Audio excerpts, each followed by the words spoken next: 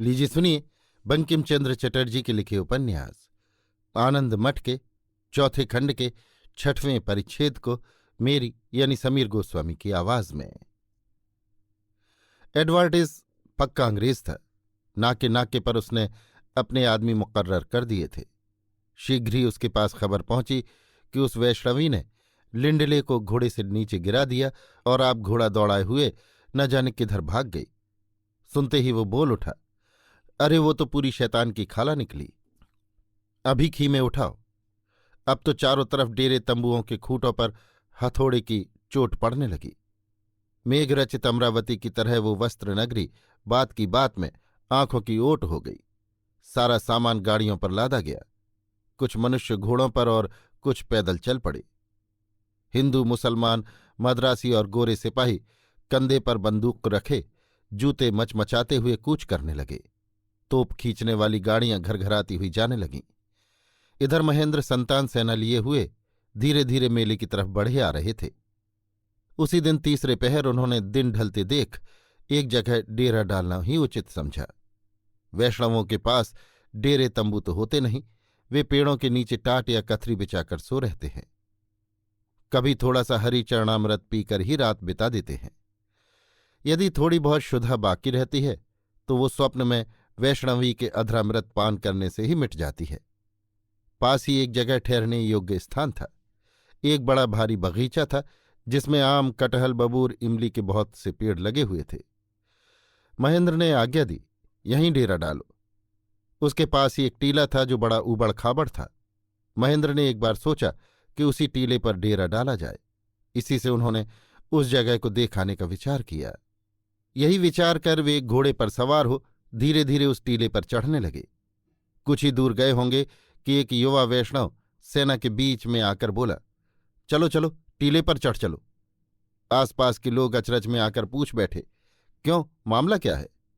वो योद्धा एक मिट्टी के ढेर पर खड़ा होकर बोला, चलो इस चांदनी रात में पर्वत शिखर पर चढ़कर नूतन वसंत के नूतन पुष्पों की सुगंध का आनंद लेते हुए आज हम लोग शत्रुओं से युद्ध करें। संतानों ने देखा कि ये तो सेनापति जीवानंद हैं। तब हरे मुरारे का उच्च निनाद करते हुए सभी संतानगण भाले जमीन में टेक कर उसी से अड़कर खड़े हो रहे और तदनंतर जीवानंद के पीछे पीछे बड़ी तेजी के साथ उस टीले पर चढ़ने लगे। एक ने सजा सजाया घोड़ा लाकर जीवानंद को दिया। दूर से ये सब हाल देखकर महेंद्र भौचक से हो रहे। उनकी समझ में न आया कि ये लोग बिना बुलाए क्यों चले आ रहे हैं। यही सोच महेंद्र ने घोड़े का रुख फेर दिया और चाबुक की मार से घोड़े की पीठ का खून निकालते हुए पर्वत से नीचे उतरने लगे। संतान सेना के आगे आगे चलने वाले जीवानंद को देखकर महेंद्र ने पूछा, आज ये कैसा आनंद है? जीवानंद ने हंसकर कहा, आज तो बड़ा ही आनंद है। टीले के उस पार एडवर्डिस साहब हैं।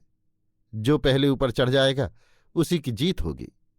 ये कह जीवानंद ने संतान सेना की ओर फिरकर कहा, तुम लोग मुझे पहचानते हो या नहीं? मैं हूं जीवानंद गोस्वामी। मैंने हजारों के प्राण ले डाले हैं। घोर कोलाहल से कानन और प्रांतर को प्रतिध्वनित करते हुए सब के सब एक साथ कह उठे, हाँ, हम लोग आपको पहचानते हैं। आप ही जीवानंद गोस्वामी हैं। जीवानंद, बोलो हरे मुरारे।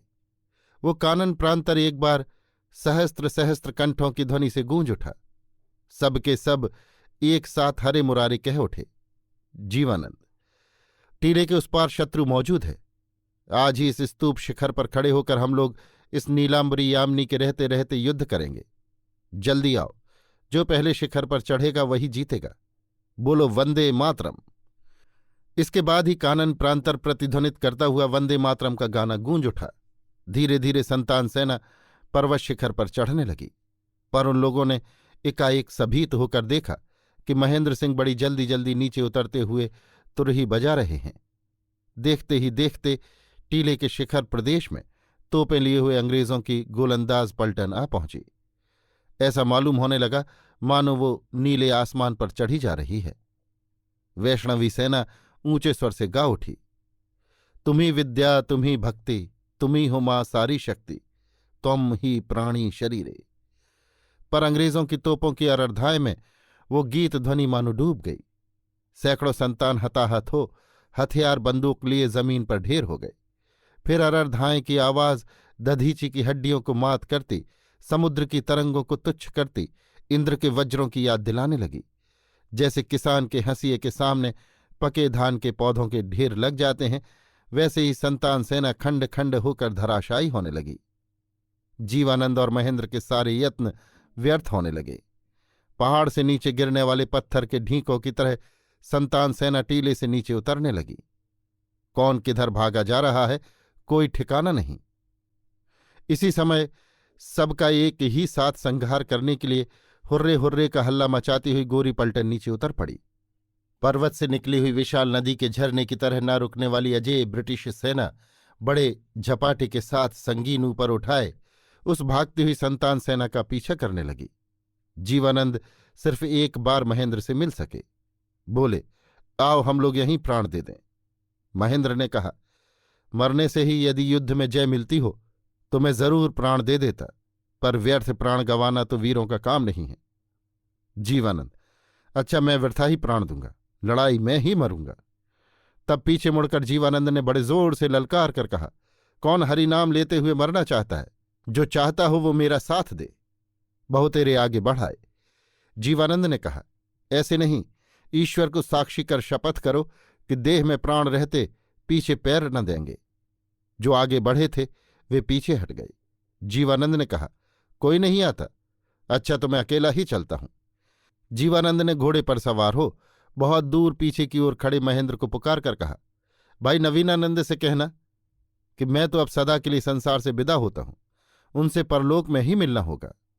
ये कहे वो वीर पुरुष गोलियों की बौछार की कुछ भी परवाह न कर घोड़े को आगे बढ़ा और बाएं हाथ में भाला, दाहिने हाथ में बंदूक लिए मुंह से हरे मुरारे कहते हुए आगे बढ़ा। युद्ध की कोई संभावना नहीं, उतने बड़े साहस का कोई फल नहीं, तो भी हरे मुरारे कहते हुए जीवानंद शत्रुओं के व्यूह में घुस पड़े।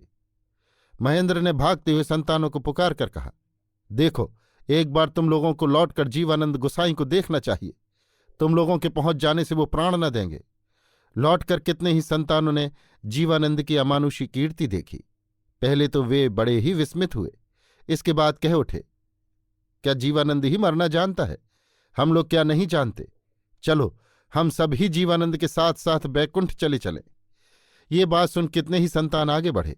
उनकी देखा देखी और भी कुछ लोग आगे आए। उन्हें आगे बढ़ते देख कुछ और लोग आगे बढ़ते नजर आए। बड़ा शोरगुल मच गया। उस समय तक जीवानंद व्यूह में घुस चुके थे। संतान सेना फिर न देख सकी। इधर समस्त रण क्षेत्र की संतानों ने देखा कि फिर बहुत से संतान लौटे आ रहे हैं। सबने सोचा कि संतानों की जीत हो गई। उन्होंने शत्रु को मार भगाया। ये देख सारी संतान सेना मार मार के आवाज करती हुई अंग्रेजी फौज का पीछा करने लगी। इधर अंग्रेजी सेना में भी बड़ा भारी गोलमाल मचा हुआ था। सिपाहियों ने युद्ध की चिंता छोड़ भागना शुरू कर दिया था और गोरे संगीन उठाए अपने अपने डेरों की ओर दौड़े चले जा रहे थे। इधर उधर नजर दौड़ाकर महेंद्र ने देखा कि टीले के ऊपर बहुत सी संतान सेना दिखाई दे रही है। उन्होंने और भी देखा कि वे नीचे उतरकर अंग्रेजी फौज पर बड़ी बहादुरी के साथ हमला कर रहे हैं।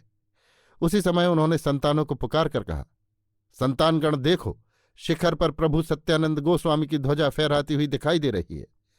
आज स्वयं मुरारी, मधुकैट भारी, कंश केशी नाशकारी रण में अवतीर्ण हुए हैं। आज लाखों संतान उस टीले पर जमा है। बोलो हरे मुरारे, हरे मुरारे।